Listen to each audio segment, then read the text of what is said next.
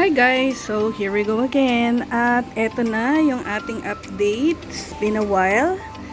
So maglilipat lang tayo ng ating sili dito sa isang pot dito.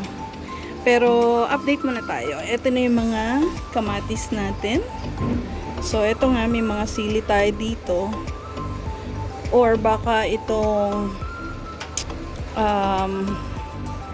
kamatis yung i-transfer natin. And ililipat natin yung yung ibang oregano kasi ang tataba nila, promise. Pero may nag-comment nga baka na naaagawan ng nutrients yung ating kamatis o yung ibang gulay natin. Ito yung okra natin dito sa pot. So ito transfer natin. So like for itong mga iba na sobrang liliit, yan, baka i-transfer natin yung ibang sili. Ayan, so ito yung mga mustasa natin. Ayan, sa taas. Ito na yung okra natin. Ayan, so kita nyo naman, laki ng ating oregano, ang taba. Ayan. Ayan yung ating basil. Yes, tapat kasi tayo ng ng daan. Ayan o. Kaya may sumisigaw ng merienda, nagtitinda ng merienda. Ayan, mag-harvest tayo mamaya ng basil. Ayan yung basil natin, guys. Ayan, tataba nila. Kapag harvest na tayo dyan last time, ito yung ating sayote. Ayan, so may mga tayo, mga paglilipatan naman. Ayan, so gawin na natin. Okay, unahin natin itong kamatis na alisan ng oregano. Tapos yung oregano, guys, ito transfer natin sa isang ganito. Temporary lang naman. Yan.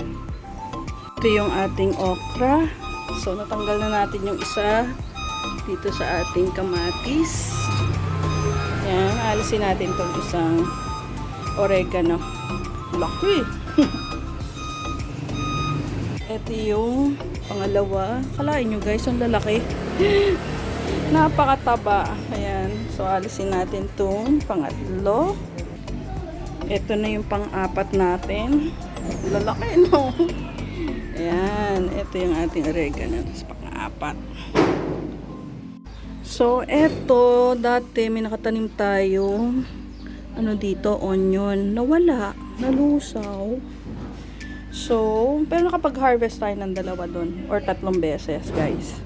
So, dito natin transfer yung isang oregano. Ito, guys, meron tayong 3 oregano na pagsasama-samahin natin dito sa isang pot. Yan. So, magta-transfer na tayo, guys, ng ating mga bell pepper. Ayan. Yung ating 4 na bell pepper dito. Ayan, guys, nakapag-transfer na tayo ng ating bell pepper. Ito, may na-transfer na tayo yung isang ano ba to?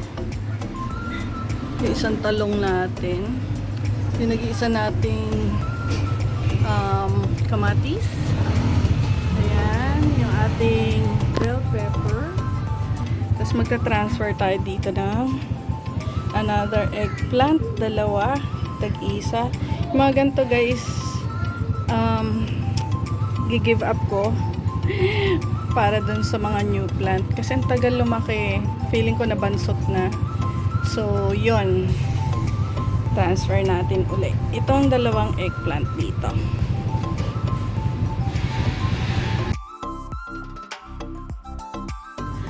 Tayo? Magka-harvest tayo ng ating basil. Ayan. Tapos, eto, sa kapila. Alam nyo guys, nakapag-harvest na tayo dito.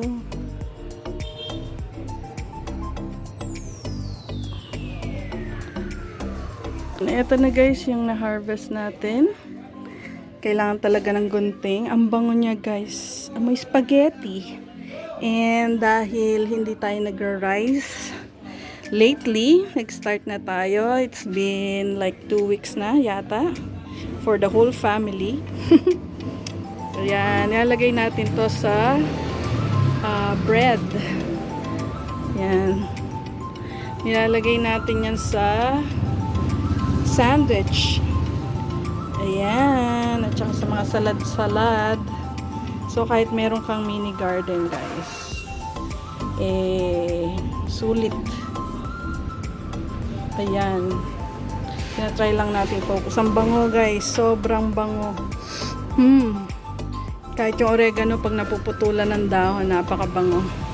So, eto na guys, yung harvest natin for today. Ito, malapit na tayong mag-adobong kangkong.